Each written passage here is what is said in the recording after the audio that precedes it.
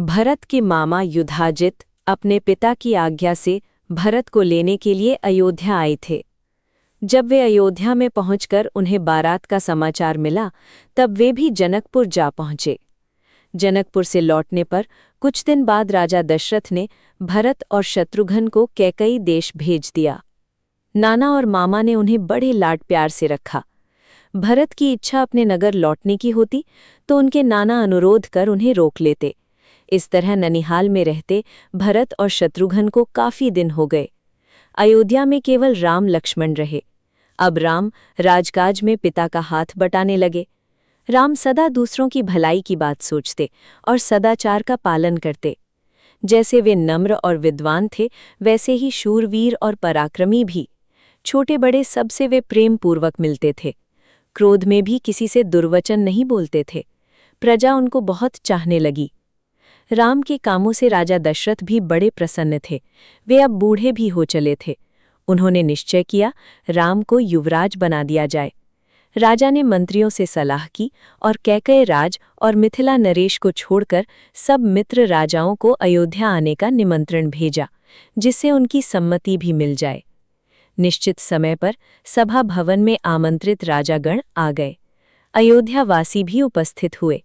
राजा दशरथ ने सबके सामने राम को युवराज बनाने का प्रस्ताव रखा। सबने एक स्वर से राम की प्रशंसा की और उनके गुणों का वर्णन करते हुए प्रस्ताव का समर्थन किया।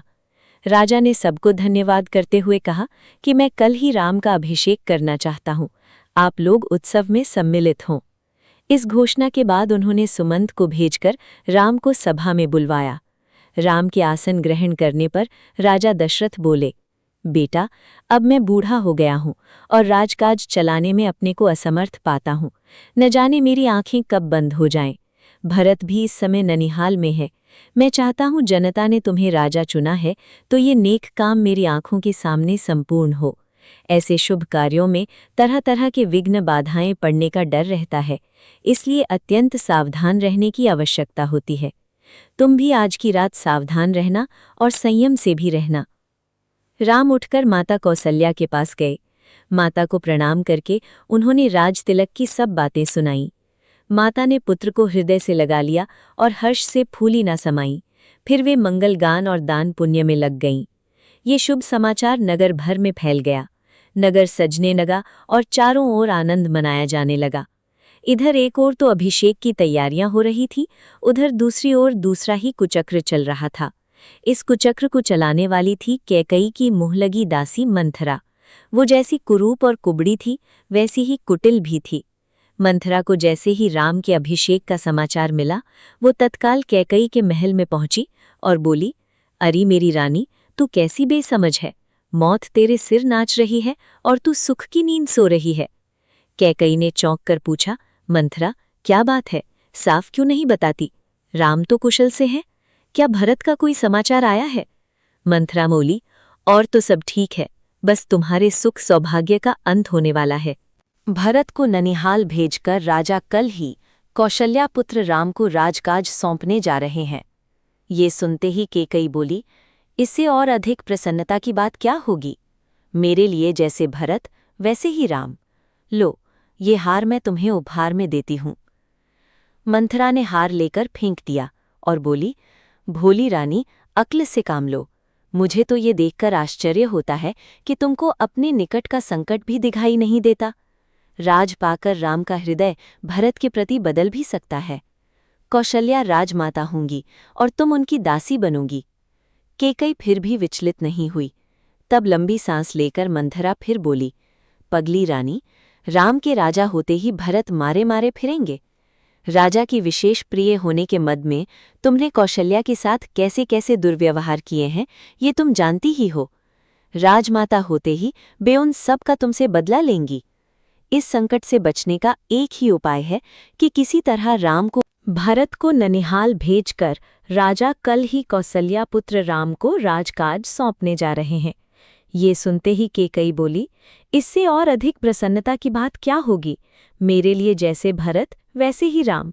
लो, ये हार मैं तुम्हें उपहार में देती हूँ। मंथरा ने हार लेकर फेंक दिया और बोली, भोली रानी, अक्ल से काम लो। मुझे तो ये देखकर आश्चर्य होता है कि तुमको अपने निकट का संकट भी दिखाई नहीं देता। राज पाकर राम का हृदय भरत के प्रति बदल भी सकता है। कौसल्या राजमाता होंगी और तुम उनकी दासी बनोगी। कैकेयी फिर भी विचलित नहीं हुई। तब लंबी सांस लेकर मंथरा फिर बोली, पगली रानी, राम के राजा होते ही भरत मारे मारे फिरेंगे। राजा की विशेष प्रिय होने के मद में तुमने कौसल्या के साथ कैसे कैसे दुर्व्यवहार किए हैं, ये तुम जानती ही हो। राजमाता होते ही वे उन सब का तुमसे बदला लेंगी। इस संकट से बचने का एक ही उपाय है कि किसी तरह राम को वन भेज दिया जाए और भरत का राजतिलक हो। अब कैकेयी की बुद्धि पलटी। अपना कार्य सिद्ध होते देख मंथरा बोली, रानी याद करो, एक बार शंबासुर के विरुद्ध इंद्र की सहायता करने के लिए राजा गए थे। तुम भी पति के साथ गई थी। तुम्ही ने रण क्षेत्र में राजा के प्राणों की रक्षा की थी। राजा ने प्रसन्न होकर तुम्हें 2 वरदान मांगने को कहा था। वे दोनों वरदान तुमने अब तक नहीं मांगे। अब मांग लो। कोप भवन में जा बैठो और जब राम की सौगंध खाकर राजा वचन दे, तब एक वरदान से भरत को राजतिलक और दूसरे से राम को 14 वर्ष का वनवास मांग लो। कैकेयी ने ऐसा ही किया। रात को जब राजा दशरथ कैकेयी के महल में पहुंचे तो उनको रानी के कोप भवन में जाने का समाचार मिला। इस खबर से राजा के प्राण सूख गए। कैकेयी उनको प्राणों से भी अधिक प्यारी थीं। वे उनके शरीर पर हाथ फेरकर मनाने लगे। राजा ने कहा, तुम क्यों ऐसी रूठी पड़ी हो? तुझे मालूम है कि तेरी प्रसन्नता के लिए मैं रंक को राजा और राजा को रंक बनाने के लिए तैयार हूँ। यदि किसी ने तुम्हारा अहित किया हो तो उसका सिर अभी कटवा लूँ मैं। अपने पुण्यों और प्राण प्यारे राम की शपथ लेकर कहता हूँ कि तुम जो कहोगी वही करूँगा। राजा ने जब राम की शपथ ले ली तो कैकेयी ने दोनों वरदान मांगे। राम के वनवास की बात सुनकर राजा सन्न रह गए और शोक के कारण मूर्छित हो गए। कुछ देर बाद जब वे होश में आए तब राम राम कहकर उठ बैठे और कैकेयी को तरह तरह से समझाने लगे। वे कैकेयी से बोले, भरत को बुलाकर मैं उसका राज तिलक कर दूंगा, पर मेरे राम पर दया करो, मुझ पर दया करो। कैकेयी किसी तरह ना मानी। वो बोली, राजन, आपकी बात रघुवंशियों जैसी नहीं है। आपके पूर्वजों ने सत्य पालन के लिए न जाने कितने कष्ट झेले। हरिश्चंद्र और शिव का नाम इसी कारण आदर से लिया जाता है। सत्य ही संसार में ईश्वर है। धर्म भी सत्य पर टिका है। सत्य से बढ़कर और कोई नहीं। सत्य को छोड़कर आप संसार को कैसे मुंह दिखाएंगे? रही मेरी बात, अगर आप वरदान नहीं देते तो मैं आत्महत्या कर लूंगी और आप इस कलंक और अपयश का भार जीवन भर ढोते रहेंगे। राजा समझ गए कि अब कुछ होने वाला नहीं। राजा रात भर बेसुध से पड़े रहे। सवेरे होने पर सुमंत कैकेयी के महल में समाचार लेने आए। राजा की दशा देखकर वे समझ गए कि कैकेयी ने कोई कुचाल की है। सुमंत ने कैकेयी से राजा के दुख का कारण पूछा। कैकेयी बोली, मैं कुछ नहीं जानती। राम को ही वे अपने मन की बात बताएंगे। राजा का संकेत पाकर सुमंत राम को बुलाने गए। थोड़ी देर में लक्ष्मण के साथ राम आ गए। राम को देखते ही दशरथ बेसुध हो गए और कुछ बोल न सके। तब कैकेयी ने राम को सब बातें बताईं, अपने वरदान की भी बताईं।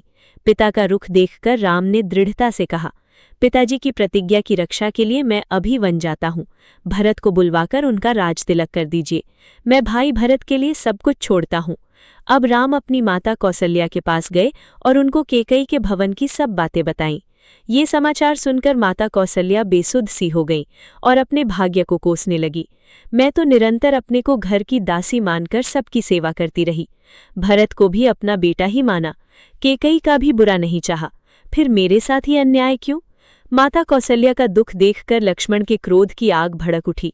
श्री राम ने लक्ष्मण को समझा बुझाकर शांत किया और कहा, मेरे वन जाने की तैयारी करो।